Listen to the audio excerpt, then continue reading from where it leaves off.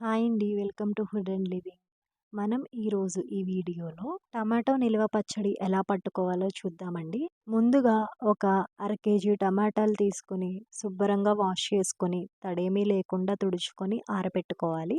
అలా క్లీన్ చేసుకున్న టమాటోల్ని చిన్న చిన్న ముక్కలుగా కట్ చేసుకొని పక్కన పెట్టుకోవాలి. నెక్స్ట్ ఇప్పుడు స్టవ్ మీద ఒక పాన్ పెట్టుకొని అందులో ఒక స్పూన్ మెంతులు, 2 స్పూన్ల ఆవాలు వేసుకొని స్టవ్ లో ఫ్లేమ్ మీద పెట్టుకొని వేయించుకోవాలి. హై ఫ్లేమ్ మీద పెట్టుకొని వేయించుకుంటే గనక మాడిపోయి చేదు వచ్చేస్తుంది.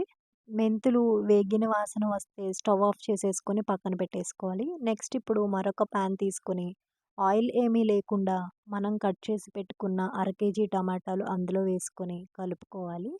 స్టవ్ సిమ్‌లో పెట్టుకొని టమాటాలు వేయించుకోవాలి కొంచెం లేట్ అయినా కానీ. ఇప్పుడు అందులోనే ఒక 50 గ్రాముల చింతపండుని చిన్న చిన్న ముక్కలుగా కట్ చేసుకొని వేసుకోవాలి. ఇప్పుడు టమాటాలు, చింతపండు 2 కలిపి ఒకసారి అంతా మిక్స్ చేసుకోవాలి. చింతపండు, టమాటాల్ని కొంచెం స్పాచులాతోనే మ్యాష్ చేస్తూ కలుపుకోవాలి. ఈ కొలత మొత్తం ఒక హాఫ్ కేజీ టమాటాలకు మాత్రమే అండి. మీకు కేజీ కావాలనుకుంటే క్వాంటిటీని డబల్ చేసుకొని వేసుకోవడమే. ఇలా మ్యాష్ చేసుకుంటూ టమాటాలని మొత్తం బాగా మెత్తగా ఉడికించుకోవాలి. చింతపండు కూడా ఉడికిపోయింది బాగా.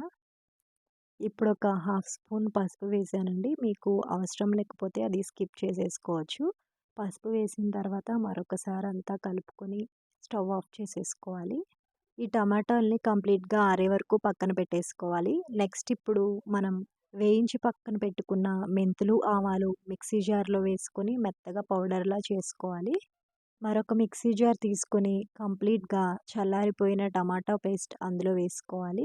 అలాగే పొట్టు తీసి పక్కన పెట్టుకున్న 50 గ్రాముల వెల్లుల్లి రెబ్బలు కూడా వేసుకొని మిక్సీ పట్టుకోవాలి. ఇప్పుడు అందులోనే ఒక 50 గ్రాముల కారం, ఒక 40 గ్రాముల ఉప్పు, అలాగే మనం ముందుగా మిక్సీ పట్టుకున్న ఆవాలు, మెంతులు పౌడర్ కూడా వేసుకొని అంతా మరొకసారి బ్లెండ్ చేసుకోవాలి. ఇప్పుడు తాలింపు కోసం ఒక ప్యాన్‌లో ఒక కప్పున్నర ఆయిల్ వేసుకోవాలి. ఆయిల్ హీట్ అయిన తర్వాత ఇప్పుడు 2 స్పూన్ల శనగపప్పు, ఒక స్పూన్ మినపప్పు, అలాగే ఒక స్పూన్ ఆవాలు, దంచి పెట్టుకున్న వెల్లుల్లి రెబ్బలు, ఎండుమిర్చి కూడా వేసుకొని అంతా ఫ్రై చేసుకోవాలి.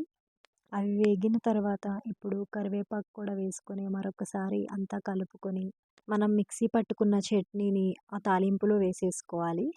చట్నీ ఎక్కువ క్వాంటిటీలో చేసుకుంటే గనక ఇలాగే స్టోర్ చేసేసుకొని తాలింపు ఎప్పటికప్పుడు వేసుకోవచ్చండి. చట్నీ తాలింపులో వేసేసుకున్న తర్వాత ఒక 2 నిమిషాల పాటు తాలింపు అంతా చట్నీకి పట్టేటట్లు బాగా కలుపుకోవాలి.